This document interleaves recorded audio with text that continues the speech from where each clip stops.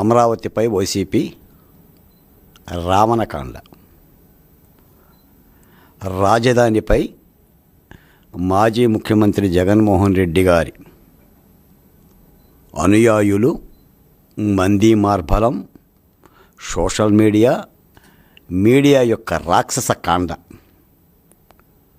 వీటి గురించి రాష్ట్ర ప్రజలకి మరోమారు గుర్తు చేసేందుకు మళ్ళీ రెండో విడత అమరావతి మీద వైసీపీ చేస్తున్న దాడిని ప్రజల దృష్టికి తెచ్చేందుకు మీ ముందుకు రావడం జరిగింది. మిత్రులారా, 2024 అసెంబ్లీ ఎన్నికల్లో చరిత్రచరణంగానే జగన్మోహన్ రెడ్డి గారు వై నాట్ 175 అనే ఒక గీతాలాపన చేసి ఎక్కడ పోయినా వై నాట్ అంటూ 175 సీట్లకు 170 సీట్లు వస్తాయని తొడలు కొట్టిండు. సిద్ధం సభల్లో చొక్కాలు మడతేసిండు, లుంగీలు పైకెత్తిండు, నానాయాగి చేసిండు. వెరసి ఉత్తర కుమార ప్రగల్భాలు ఎన్ని చెప్పినా రాష్ట్ర ప్రజలు వినదలుచుకోలేదు, పట్టించుకోదలుచుకోలేదు. ఆయన చేసిన పాపాలు, శాపాలు, ఘోరాలు, తాపాలు అన్నీ కూడా పాపాల భైరవల్లా వెంటబడి, ముఖ్యంగా ఆంధ్రప్రదేశ్లో దళిత బహుజన కులాలు, పీడిత తాడిత కులాలు వెంటబడి తరిమి కొడితే 151 సీట్లు కాస్త 11కి చతికిలబడ్డాడు. అయినా సరే రాజధాని అమరావతి మీద కోపం చల్లారల, క్రోధం చల్లారల, ఆయన పగ కూడా చల్లారల. ఎంత దారుణం అంటే, మరోసారి గుర్తు చేయటం కోసం చెప్తున్నాను నేను. రాష్ట్ర ప్రజలకు అన్నీ తెలుసు. ఈ రోజున మాలాంటి వాళ్ళమో, ప్రభుత్వమో, లేదా సాక్షాత్తు ముఖ్యమంత్రి గారో, లేదా లోకేష్ గారో, పవన్ కళ్యాణ్ గారో నాటి కాలకేయుల గురించి వివరించి చెప్పనక్కర్లా. రాష్ట్రంలో ప్రజలు ఒక్కసారి స్ఫురణ తెచ్చుకుంటే అద్దముద్దును నిలబడ్డట్టుగా అన్నీ గుర్తుకొస్తాయి. అంటే అమరావతి మీద ఆయన దేశీయ ధాష్టికం ఎలాంటిదంటే, హిరణ్యకశిపుడు గనక ప్రహ్లాదుడనే బాలుణ్ణి హరినామస్మరణ చేస్తున్నాడని పెట్టిన శరలులా, ఎలా అయితే శరలు పెట్టాడో హిరణ్యకశిపుడు ప్రహ్లాదుణ్ణి, అంటే విషసర్పాలతో గర్పించాడు, కాలకోట విషం దాగించాడు, సైనికుల కొరడాలతో కొట్టించాడు, మదపట ఏనుగులతో తొక్కించాడు, కొండ మీద నుంచి తోసేశాడు. ఇన్ని చెరలు పెట్టిన తర్వాత చివరికి ఉగ్ర నరసింహస్వామి ప్రత్యక్షమై హిరణ్యకశిపుడు అంతు చూస్తే హిరణ్యకశిపుడు తనువు సాలించాడు. అచ్చంగా అలాగనే కథ. అమరావతి కూడా 5 ఏళ్ల బాలుడు. 2015లో పుట్టిండు రైతుల భాగస్వామ్యంతో. 2015 అంటే 2019కి 4 సంవత్సరాల బాలుడు, అంటే ముక్కు పచ్చలారిన బాలుడు. ఆ రాజధాని అమరావతి మీద జగన్మోహన్ రెడ్డి గారు చేసిన కిరాతకం ఎన్ని చేసిందంటే, ఎడారి అన్నాడు, శ్మశానం అన్నాడు, భూమి పనికిరాదన్నాడు, రైతులు స్వార్థపరులు అన్నాడు, కమ్మలు మాత్రమే ఉంటారన్నాడు, చంద్రబాబు నాయుడు గారి బినామీలు అన్నాడు, వరదలు వస్తాయన్నాడు, ఉప్పెన వస్తాయన్నాడు, సోషల్ ఇన్బ్యాలెన్స్ ఉందన్నాడు.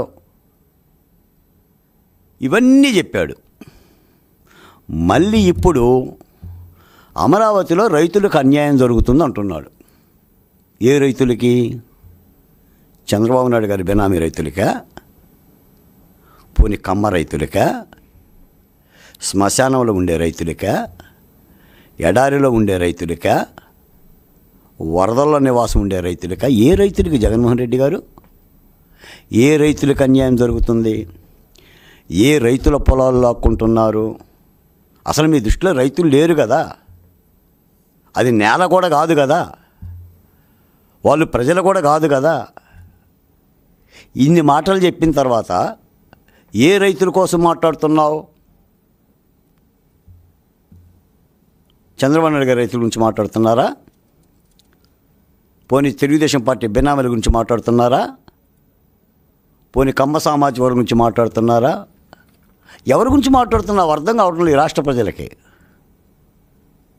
మొన్న 3 రాజధానులు పెట్టి ఏం చేశావు? అసలు అక్కడ రైతులే లేరన్నావు.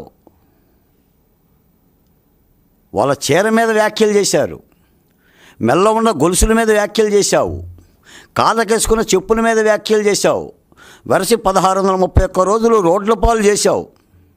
రైతులు ఉద్యమాలు చేశారు, పండుగలు లేవు, పబ్బాలు లేవు, వాళ్ళ ఇంటికి వచ్చే బంధువులు లేరు. అరణ్యరోధన చేశావు, హిరణ్యకశిపుడి యొక్క పరిపాలన చేపించావు. చంద్రబాబు నాయుడు గారి నామస్మరణ చేస్తున్నారు అక్కడ రైతులని, లేదా తెలుగుదేశం పార్టీ వాళ్ళు కొంతమంది ఉన్నారు అనని.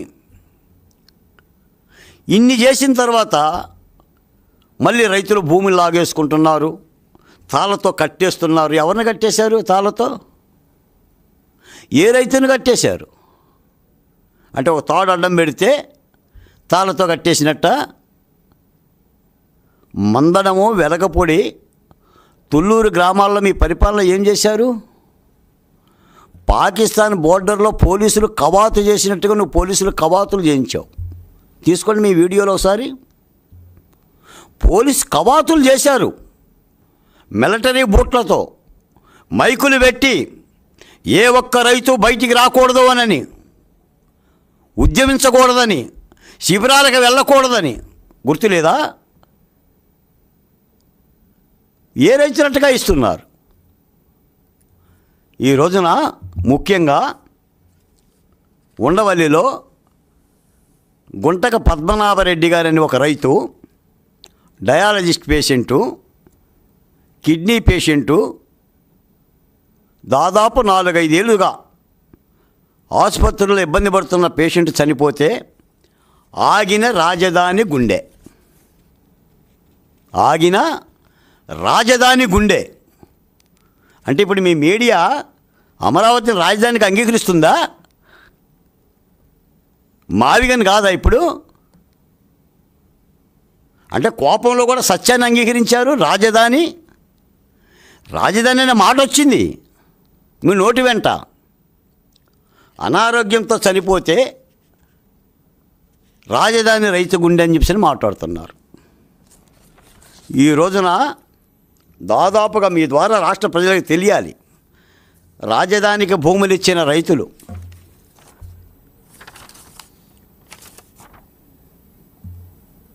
14/7/2026 లేటెస్ట్ సమాచారం 10:53 గంటలకి మొత్తం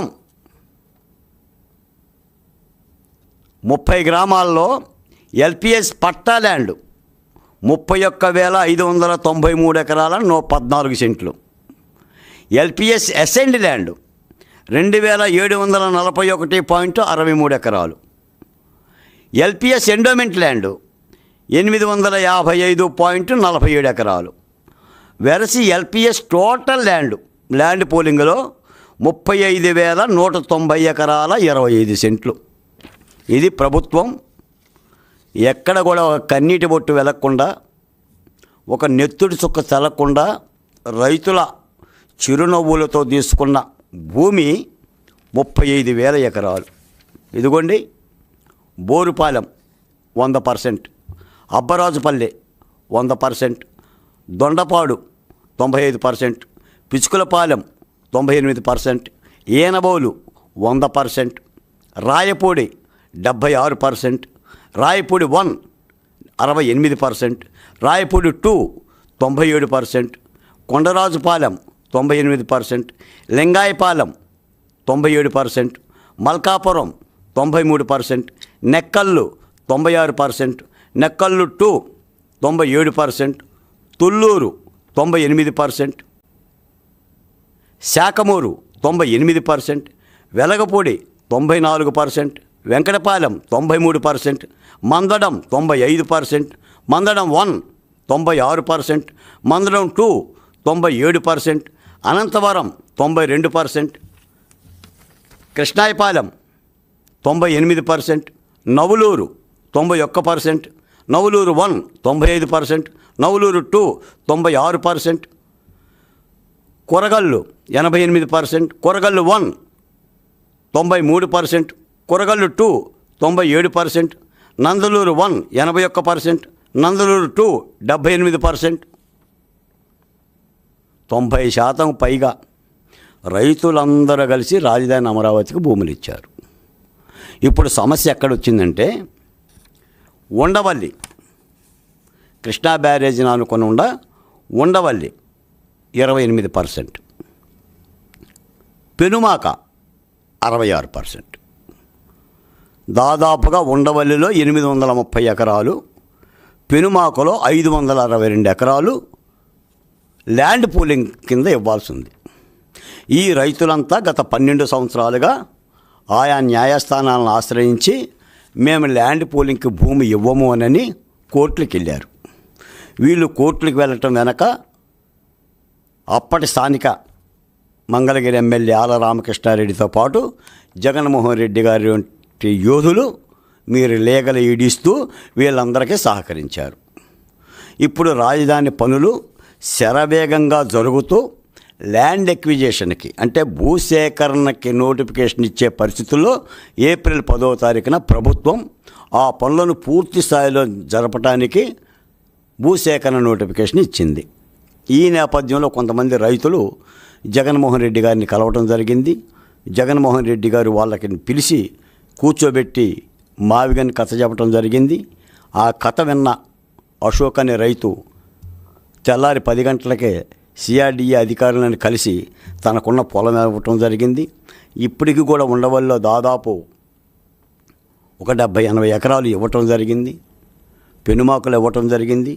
నేను చెప్పిన ఈ గణాంకాలు కూడా ఇంకా దాదాపుగా నాకు తెలిసి ఉండవల్లిలో ఒక 500 ఎకరాలు, పెనుమాకులో ఒక 300 ఎకరాలు, ఇది అంటే ఒక 800 ఎకరాలు చిన్న సన్నకారు రైతులు. వీళ్ళకి సంబంధించింది ప్రభుత్వం నొప్పించకుండా ఒక పక్క ఒప్పిస్తూ నచ్చజెపుతూ ఈ రోజున రాజధాని పనులకు శ్రీకారం చుట్టింది. దీనిని ఆసరా చేసుకొని మొన్న ఉండవల్లిలో ఉద్రిక్తత కానీ లేదంటే రైతులకు అన్యాయం జరుగుతుందనే అంబటి రాంబాబు గారు లాంటి మాటలు కానీ చేసి అమరావతిలో మరోసారి ప్రవేశించి అమరావతి మీద మళ్ళీ కక్ష దాల్చాలి. మొట్టమొదటేమో అమరావతిని చంపేద్దామని అనుకున్నారు, అంటే ప్రహ్లాదుని చంపేద్దామని అనుకున్నారు. మీ వల్ల గాల, మీరే చచ్చారు. చింత చచ్చినా పులుపు చావలేదని ఇంకా మీ పులుపు అనక్క మళ్ళీ మరోమారు అమరావతిని వివాదం చేస్తున్నారు. మాట మాట్లాడితే 1,00,000 కోట్లు అంటారు, 2,00,000 కోట్లు అంటారు, 10,00,000 కోట్లు అంటారు, రాజధాని అంతా కూడా అక్కడే పెడుతున్నారు అంటారు.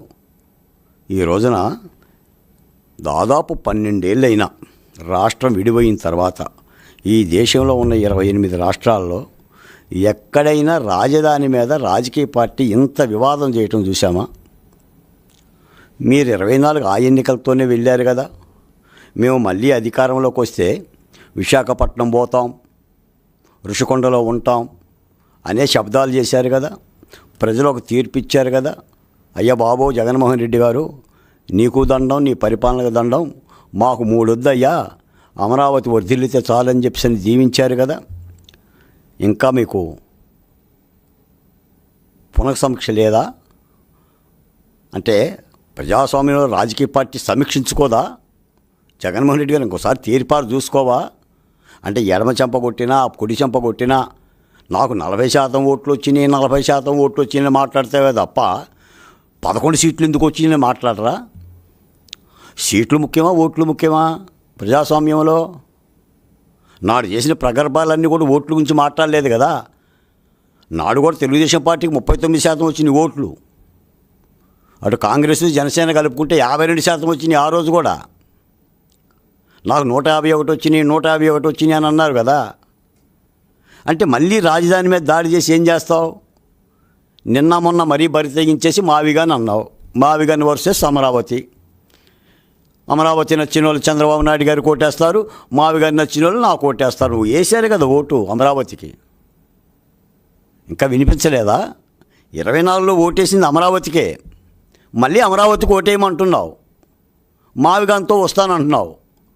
ఆ మావిగాని ఎక్కడుందో తెలియదు, అది కనిపించదు, అది వినిపించదు, అది ఉండదు. ఒక నేషనల్ హైవే బారుగా చూపించేసేసి ఈ నేషనల్ హైవే మొత్తం కూడా రాజధాని కట్టుకోమంటావు. ఉండ గన్నవరం ఎయిర్పోర్ట్ చూపిస్తావు, ఉండ విజయవాడ రైల్వే స్టేషన్ చూపిస్తావు, పైపెచ్చు రాజధానిలో సముద్రం ఉందని అంటావు. ఇక్కడ అమరావతిలోనేమో కృష్ణానది ఉంటే మునిగిపోతుంది అంటావు. మావిగంలో సముద్రం ఉంటే మరి మునిగిపోతుందా, కొట్టుకుపోతుందా? నీ మాటలకు ఎవరికి ఏం అర్థం కాక ఒక్కొక్క వైసీపీ నాయకుడు కానీ కార్యకర్త కానీ త్రివిక్రమ్ శ్రీనివాస్ చెప్పినట్టు సిరివెన్నెల సీతారామ శాస్త్రి గారి పాట వింటే 2 జేబులు చేతుల్లో పెట్టుకుని అలా నడుచుకుంటూ పోతుంటున్నారంట. నీ మావిగాని మంత్రంతో వైసీపీ నాయకుల పరిస్థితి అంతా కూడా అలా అయిపోయింది. ఈ సందర్భంగా మీకు ఒక మాట చెప్తాను. మీ పరిపాలనా కాలంలో 2 జనవనరుల శాఖ మంత్రిని వేశారు. ఒకళ్ళేమో అనిల్ కుమార్ యాదవ్, రెండో ఆయన అంబటి రాంబాబు. అనిల్ కుమార్ యాదవ్ అసెంబ్లీలో ఎప్పుడు వచ్చినా కూడా ఎప్పుడు వచ్చామని కాదమ్మా, బుల్లెట్ దిగిందా లేదా అనేవాడు. వెరస ఆయనకి బుల్లెట్ దిగింది. అంబటి రాంబాబు గారే నోటికి వచ్చినట్టు మాట్లాడేవాడు. ఓ సరదాల రాంబాబుగా పేరుగా వచ్చాడు. ఏం చేశారు మీరు? పోలవరాన్ని 2% పూర్తి చేశారు. 5 ఏళ్లలో వైసీపీ ప్రభుత్వం ఆంధ్రుల జీవనాడి శతాబ్దాల స్వప్నం పోలవరం ప్రాజెక్టు పనులను 2% పూర్తి చేశారు. ఈ రోజున 2 ఏళ్లలో చంద్రబాబు నాయుడు గారు 15% పూర్తి చేశారు. 7,043 కోట్ల రూపాయలు ఖర్చు పెట్టారు. వెరసి ఇప్పటికీ 89% పనులు పూర్తయినాయి. రేపు 27 మార్చి కల్లా పోలవరం నీళ్లు, ఎడమ కాలువ నీళ్లు కూడా ఆగస్టు కల్లా విశాఖపట్నానికి అందే పరిస్థితి ఉంది, రైతులకు అందే పరిస్థితి ఉంది. ఇప్పటికీ 37 సార్లు స్వయంగా చంద్రబాబు నాయుడు గారు పోలవరాన్ని సందర్శించారు. 136 సార్లు పోలవరాన్ని సమీక్షించారు. ఇది ముఖ్యమంత్రి అంటే, ఇది ఒక పరిపాలకుడుకుండా దక్షత అంటే. ప్రజా రాజధాని అమరావతి మీద ఎన్ని సమీక్షా మీటింగులు జరిగినాయి? సిఆర్డీ అధికారులతో ముఖ్యమంత్రి గారు ఎన్నిసార్లు సమీక్షలు చేశారు? రైతుల సమస్యల మీద కానీ, ల్యాండ్ పూలింగ్ మీద కానీ, ల్యాండ్ నోటిఫికేషన్ మీద కానీ గత 5 ఏళ్ళు ఏం చేశారు మీరు? తాడేపల్లిలో కూర్చోవటం తప్ప ఏం చేశారు చెప్పండి? అంటే మళ్ళీ అమరావతి మీద దాడి చేసి, అంటే ఇంత పగ దేనికంటున్నా నేను? ఎవరెవరినో కూర్చోబెడతావు, బెల్లపిత్తిరి నాయకులందరినీ కూర్చోబెడతావు. చంద్రబాబు నాయుడు గారిని తిట్టిస్తావు, లోకేష్ గారిని తిట్టిస్తావు, పవన్ కళ్యాణ్ని తిట్టిస్తావు. ఒక్కొక్కటి నెత్తిన రూపాయి పెడితే ₹10 మార్కెట్లో పనికిరారు. ఇజ్జిత్తు తెలియదు, డెమోక్రసీ అనే మాటకు అర్థం తెలియదు, భావ ప్రకటన స్వేచ్ఛ తెలియదు. డాక్టర్ బిఆర్ అంబేద్కర్ గారు తెలియదు. వాడికి నోటు వచ్చిందే బూతు, ఏదోదో మాట్లాడిస్తావు. ఆంధ్రప్రదేశ్ ముఖ్యమంత్రిని మాట్లాడిస్తావు, తెలంగాణ ముఖ్యమంత్రిని మాట్లాడిస్తావు. అంటే ఈ బరితెగింపు ఎంతకాలం అంట? ఇప్పుడు అమరావతి మీద మళ్ళీ నీ కాలేందంట. అసలు ఇన్ని పాపాలు చేసిన తర్వాత రాజధాని మీద అన్ని వేల మంది రైతుల్ని రహదారుల పాలు చేసిన తర్వాత అమరావతి గురించి మాట్లాడే నైతిక అర్హత మీకు ఎక్కడుందంటున్నా? ఆ ధైర్యం ఎట్టొస్తుంది అంటున్నా? నేను ఆకుపచ్చని టవల్ వేసుకొని మీరు ఆకుపచ్చని టవల్ వేసుకుంటే వైసీపీ నాయకులకి సిగ్గనిపించటంలా? ఆకుపచ్చ టవల్ వేసుకునే రైతు ఆకుపచ్చ టవల్ వేసుకునే అర్హత మీకు ఎక్కడిదంటున్నా? ఈ రోజున ఉండవల్లి పెనమాకలో కొంతమంది, నేను ఆ రైతుల సామాజిక వర్గం గురించి కూడా మాట్లాడట్లా, మీరు మాట్లాడారు కమ్మలు మాత్రమే ఉన్నారు అని. మరి పద్మనాభరెడ్డి గారు ఎక్కడి నుంచి వచ్చారో మరి మీ లెక్క ప్రకారంగా? అంటే ఓ సందు చూసుకొని లేదా ఒక ఇబ్బందికరమైన వాతావరణం తీసుకొని మళ్ళీ అమరావతిలో ప్రవేశించి అమరావతి మీద మళ్ళీ రాష్ట్ర వ్యాప్తంగా దుష్ప్రచారం చేస్తే ఫలాలు వస్తాయని కాంక్షిస్తున్నారా? ఎంతకాలం అంటున్నా? అసలు రాష్ట్రానికి ఊపిరాడకుండా చేస్తున్నారు కదా. ఆఖరికి ఎంతవరకు బరి తెగించారంటే రావణుడే గెలవాలి.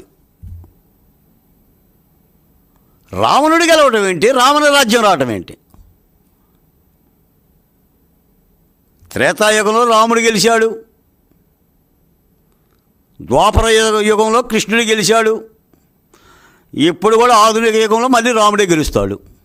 రావణుడు గెలవటం ఏంటి అంటే ఆ స్థాయికి వెళ్ళిపోయింది మీ పిచ్చి.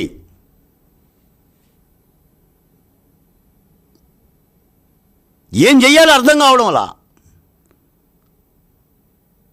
కళ్ళు మూసుకుందాం, 2 ఏళ్ళు పూర్తయితే, కళ్ళు మూసుకుందాం 3 ఏళ్ళు పూర్తయితే మనం వచ్చేస్తాం. ఎక్కడికి వస్తారు, ఎలా వస్తారు, ఏం చేశారని వస్తారు?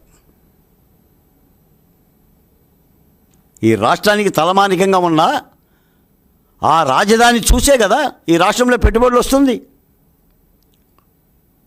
ఈ రోజున రాజధానిలో సిఆర్డీఏ భవనం దేదీప్యమానంగా పూర్తి చేసుకొని రాష్ట్ర వ్యాప్తంగా జిల్లా కలెక్టర్ల మీటింగులు జరుగుతున్నాయి. నా సీడీ యాక్సెస్ రోడ్డు అత్యంత వైభవంగా ఉంది. వెస్ట్ బైపాస్ రోడ్డు ప్రారంభోత్సవం జరిగింది. భోగాపురం ఎయిర్పోర్ట్ పూర్తవుతుంది, పోలవరం పూర్తవుతుంది, పరిశ్రమలు వస్తున్నాయి, ఉపాధి అవకాశాలు మెరుగుపడుతున్నాయి. లోకేష్ గారు డిఎస్సి ఇచ్చారు. డిఎస్సి మీద ఏదో రాద్ధాంతం చేద్దామని అనుకున్నావు, బొక్కబారలా పడ్డావు. ఒక్క వైసీపీ నాయకుడు అభివృద్ధి మీద చర్చకి రాడు. నేరాలు ఘోరాలే. మీకు జాతకాని పరిపాలన అంతా కూడా ఈ రోజున కూటమి ప్రభుత్వం మళ్ళీ వ్యవస్థను గాడిలో పెట్టి పరిపాలన చేస్తుంటే మళ్ళీ అమరావతి మీద నిందలు. నేను చెప్తున్నాను, రామరావణ యుద్ధం జరిగింది రావణుడు సీతమ్మూరిని అపహరించడం ద్వారానే. రాముడి చేతిలో రావణుడు వధించబడింది సీతమ్మను ఎత్తుకుపోవడం కారణంగానే. నువ్వు అమరావతి అనే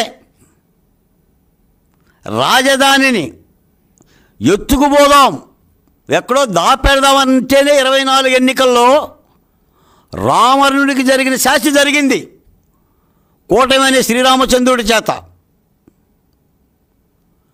కురుక్షేత్ర సంగ్రామం కూడా ద్రౌపది వస్త్రాభరణ తర్వాతే జరిగింది. ద్రౌపది ఒలువలని కురుసభలో విప్పితే పాండవులు ఆగ్రహోదగ్రులై దుర్యోధనుడు తొడలు విరగొట్టారు. 101 మంది కౌరవుల్ని వధ చేశారు.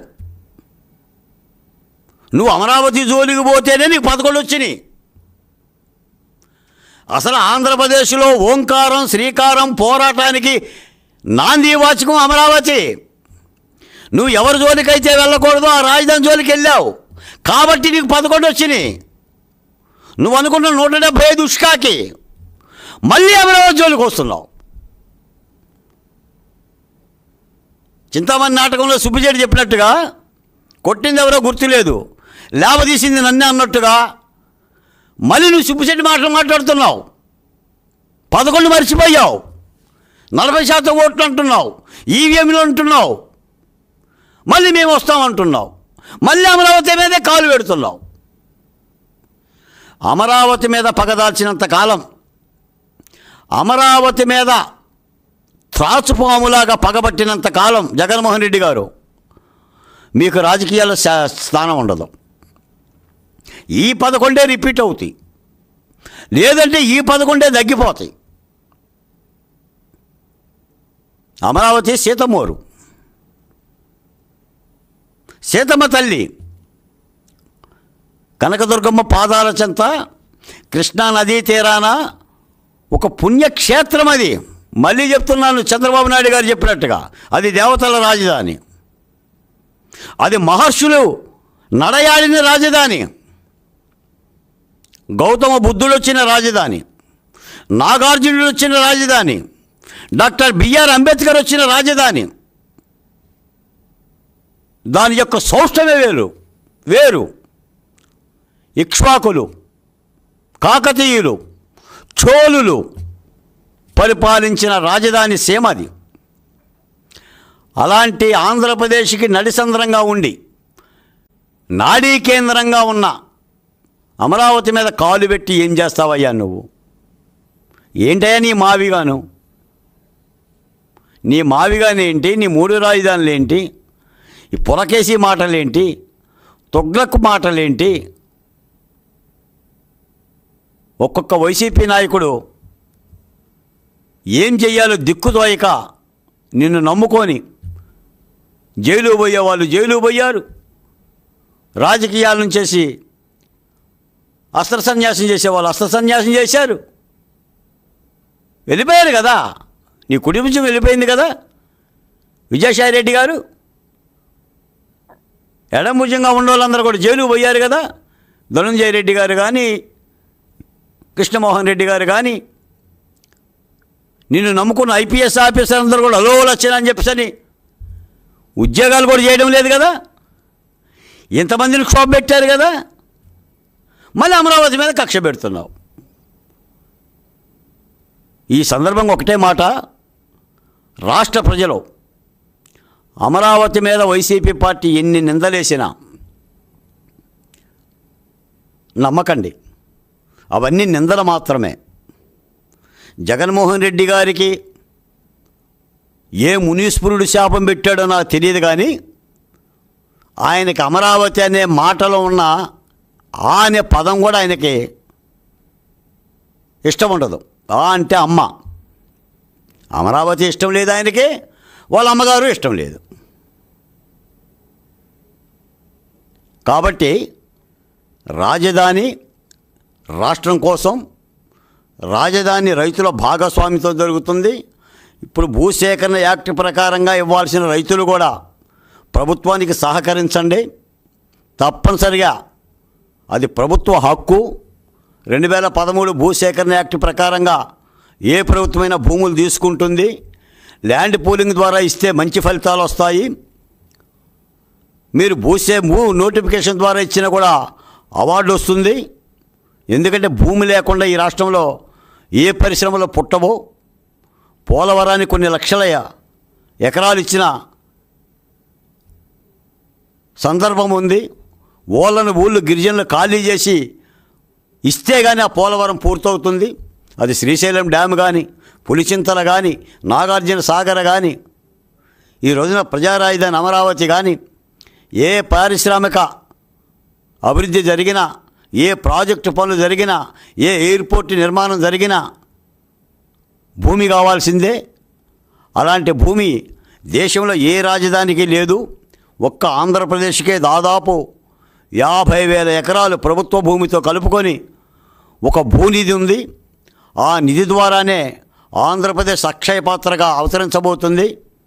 అంటే రాజధాని మీద వైసీపీ నాయకులు చేస్తున్న దాడిని తిప్పికొట్టాలి. నేనేం పరుషంగా మాట్లాడదలుచుకోలేదు, ఎందుకంటే బాధ్యత కలిగిన పదవుల్లో ఉన్నాం. చంద్రబాబు నాయుడు గారు కూడా చాలా బాధ్యతగా ఈ రాష్ట్ర ప్రజలకి అర్థమయ్యేలా చెప్పే పరిస్థితి ఉంది. కాబట్టి అమరావతిని గెలవాలి. అమరావతి మీద కాలు పెట్టినంత కాలం, అమరావతిని దూషించినంత కాలం, అమరావతి మీద పగబట్టినంత కాలం జగన్మోహన్ రెడ్డి గారు మీ పార్టీకి, మీకు రాజకీయ మనుగడ ఉండదని